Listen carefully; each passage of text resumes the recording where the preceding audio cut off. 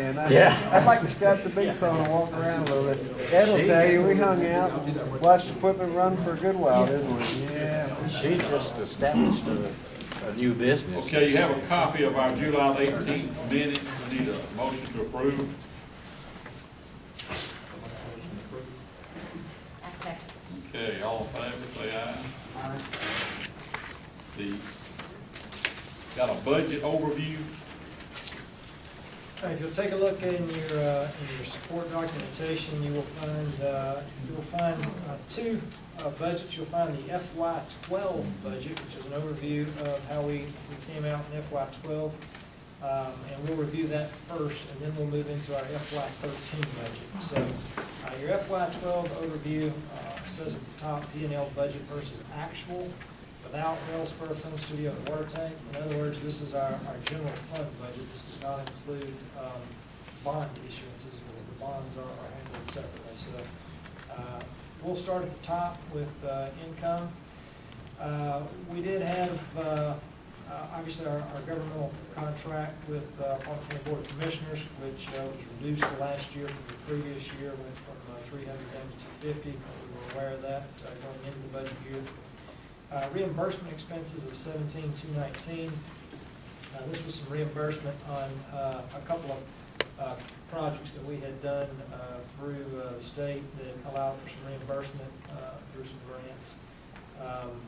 Moving down to the terminal rent, you can see that what we actually collected was $20,250. What we had projected was $27,000. The difference there is because of the waiver of rent after the tornado. So we collected 75% because we only billed for 75% of the year. We did not bill for the last 3 months of FY12. So these numbers came in at 98% of the budget. They would have came in pretty much exactly right on target if not for our tornado. So moving down to expenses. I'm going to run down the list here. Advertising, $385. Automobile expenses, $2,933. You can see there we had budgeted $3,800, so we were a little under what we had budgeted. Bank services were a couple dollars under what was budgeted. Credit card fees, dues and subscriptions, again, we were under what we had budgeted. Education, I didn't learn anything last year, so we were under budget on that. Equipment rental, we had some small equipment rental, and we had a little bit of finance charge. Our insurance, we've talked about this, I think, until we about blue in the face, so you all understand that the insurance came in 4 times what was budgeted, but that's, it is what it is. But I want everybody to understand that's not an under budget amount. That was after the audit, and that was with Irma coming in and detailing all of our properties, making sure the liability was extended to all the properties, and that the full value of the buildings and replacement costs were covered.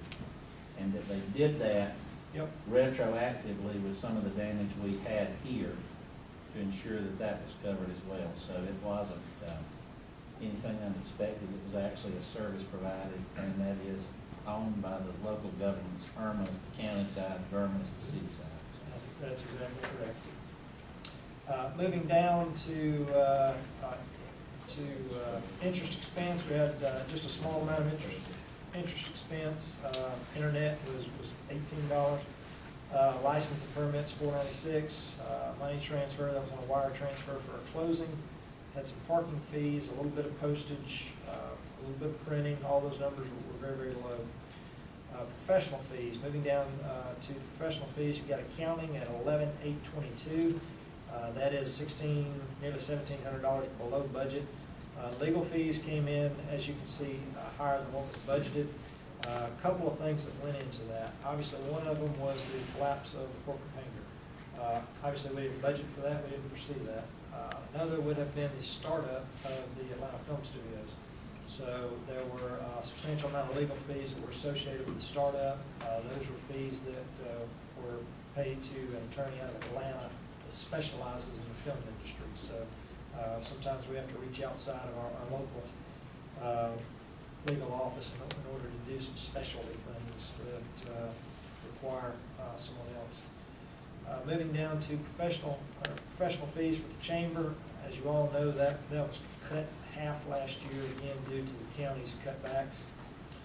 Moving down to professional services, we were way under budget with professional services, and staff services, of course, were a little bit below budget as well. So what was that? That's our payroll. No, professional services. Professional service, those are just, What did we think we were gonna pay if we did that? we always allocate some money to professional services in the event that we have to bring an engineer in that is not, that is outside of our normal engineering firm. We typically use LPA on the airport side, we typically use Croy and a couple of others on the IBA side, Gaskins. But if we have to bring someone in for something that we don't have on retainer, that's what that is. So fortunately, we didn't have any of those expenses this year. Skipping down to program and project expenses. Airport funding was $25,000. Obviously, that was a budgeted item. Airport Technology Park, we are at $22,234, item of $30,000 was budgeted, so we're a little under budget there. And then we have program and project expenses other. That probably could have gone up underneath the professional services, where we had the $15,000 earmarked under professional services. Probably could have moved that there. We left it under program and project expenses because it was associated with industrial parks. The new acquisition of industrial parks.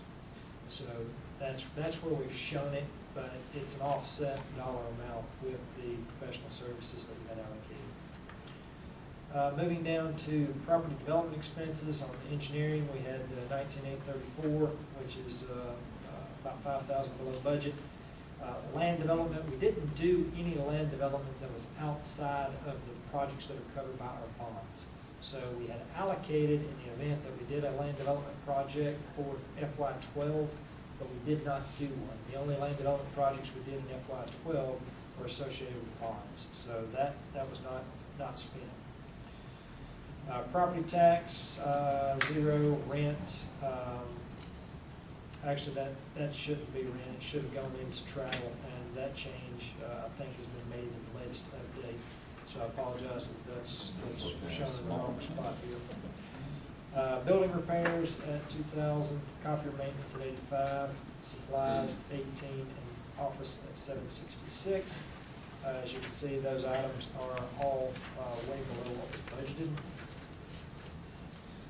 Going to travel and entertainment, conferences. We're at 29. Those were a little bit high. Entertainment was at 750, which was low, so those numbers kind of offset each other. Meals were way under, and travel was a little high. So overall, with that category, if you look at travel and entertainment as a category as a whole, we were a little bit over on that item, but not too awfully much. Total expenses. We were at $257,119. What was budgeted was $298,260. So essentially, we were about 14% below budget on those numbers, which left us with an ordinary income of $30,337 on the year. So I feel like we fared very, very well in our budget, similar to what we talked about last month with the airport. We're conservative on our dollars. We don't spend dollars that we don't have, and that shows up on our yearly analysis of our budget for FY12. Finishing up with other income expenses, the $41,000 was the asset sale to Oasis Church, where we sold a couple of acres to Oasis Church. We had to account for that in our accounting. As you'll recall, we discounted that property to them. They really didn't have a use for it, and they had a good public use for it. So we did do that transaction in FY12. Insurance claim reimbursement. Our total expense on the tornado for our insurance claims is going to end up somewhere in the $200,000 range. To this point, they have written us a check for $171, and we have made repairs of $177.